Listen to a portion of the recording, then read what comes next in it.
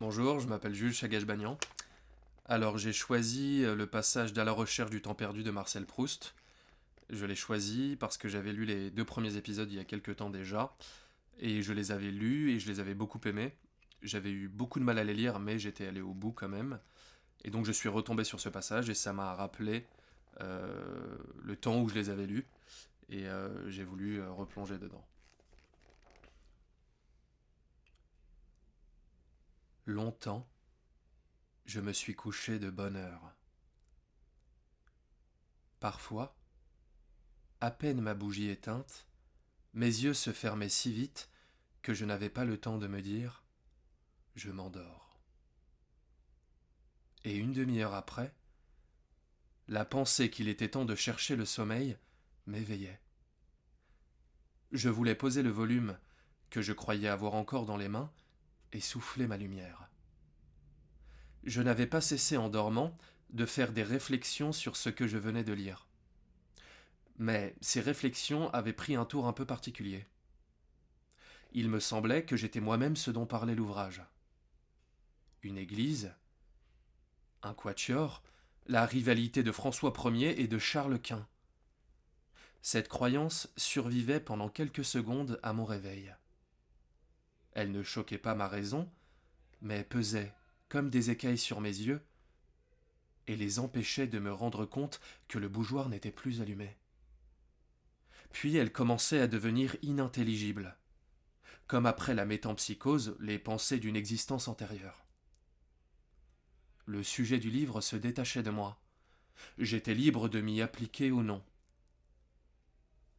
Aussitôt je recouvrais la vue, et j'étais bien étonné de trouver autour de moi une obscurité, douce et reposante pour mes yeux, mais peut-être plus encore pour mon esprit, à qui elle apparaissait comme une chose sans cause, incompréhensible, comme une chose vraiment obscure. Je me demandais quelle heure il pouvait être. J'entendais le sifflement des trains, qui, plus ou moins éloignés, comme le chant d'un oiseau dans une forêt, relevant les distances, me décrivait l'étendue de la campagne déserte où le voyageur se hâte vers la station prochaine.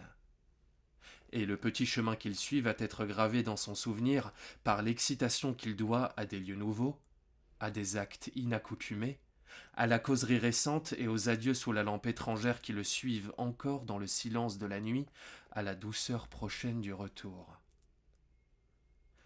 J'appuyais tendrement mes joues contre les belles joues de l'oreiller, qui, pleines et fraîches, sont comme les joues de notre enfance. Je frottais une allumette pour regarder ma montre.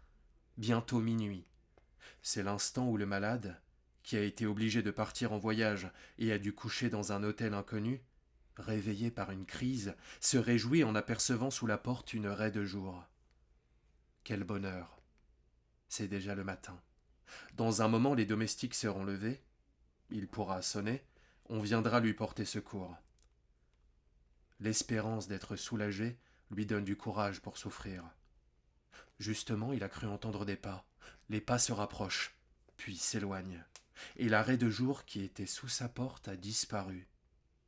C'est minuit. On vient d'éteindre le gaz. Le dernier domestique est parti, et il faudra rester toute la nuit à souffrir sans remède.